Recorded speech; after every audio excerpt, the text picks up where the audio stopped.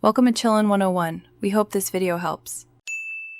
You'll start by confirming prerequisites, a signed-in GitHub account and an active Copilot plan.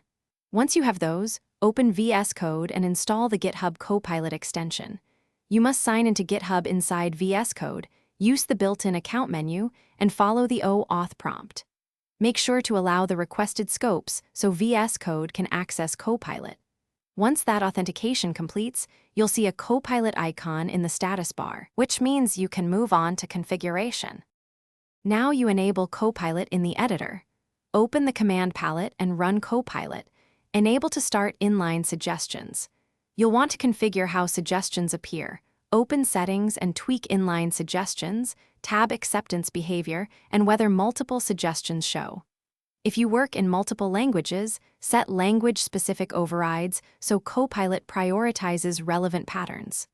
Also, check key bindings for accepting suggestions and consider turning off conflicting. Finish by testing Copilot. Add a descriptive comment or a function header and watch suggestions appear. Accept or cycle through them to learn how Copilot responds. If you don't see suggestions, make sure the extension is enabled, you're signed in, and VS Code has network access. Also check for keyboard shortcut conflicts. Once done, a quick restart of VS Code often resolves stale state, and reinstalling the extension resets settings. If problems persist, inspect the extension logs for authentication or connectivity errors.